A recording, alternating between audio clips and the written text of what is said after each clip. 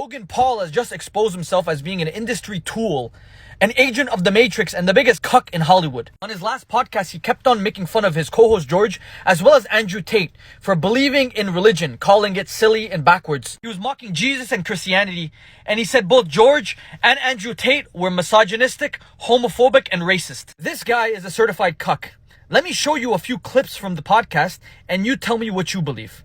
We're going to Qatar for the World Cup. Okay. What? Why are you shaking your head? I shouldn't open with that. We're not going. We're not going. We're not going. We're not going. I don't. Exhibit A of how he's bought and sold. He's told what to say. He mentioned that he's going to Qatar, and he looked at his producer, and his producer shook his head as if to say, don't say that on the podcast. Why? Because there's been a lot of allegations against Qatar's World Cup for being uninclusive to all different ideologies like LGBT, that it promotes an Islamic agenda. And Logan Paul wasn't allowed to say it because he's scared what the viewers are going to think. He didn't want to be cancelled by the LGBT. Who's racist now? Here's Exhibit A of him insinuating that Qatar should be cancelled or shouldn't be talked about. And that's not the only instance he did that. I'll be honest with you, bro. Jesus Christ fucks.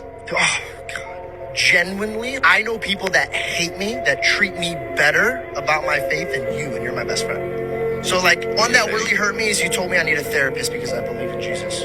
I just am definitely questioning why we have to perpetuate a belief that is fucking... I say... So not only is this individual willing to sell himself out for fame and fortune and money by allowing people above him to give him directives, but he's also willing to trash his own best friend and his beliefs live on air, not giving a fuck. Here's a video of them talking about Andrew Tate. You guys genuinely hate him. I fuck with a lot of the shit he says. Not obviously, do. You're a racist, a homophobic Christian. Obviously you do. Shut up, stop. You're a racist, homophobic Christian who hates women. Nice. The funnier thing is, his own friends are starting to backpedal and realize that they fucked up by hating on Andrew Tate, and that Logan Paul is the real devil in disguise. Watch this. In all reality, all he does the whole time is make fun of Aiden. I don't know why Aiden sits there and just I think... Bro, Mike, listen to me, Mike. Two-faced. You know what Mike did? He FaceTimed me when I was in Dubai and said, oh, I really wish I never had a fallout with Andrew Tate. I really, really wish. A lot of the shit he says, actually, all the shit he says is really right. Mike, you stink.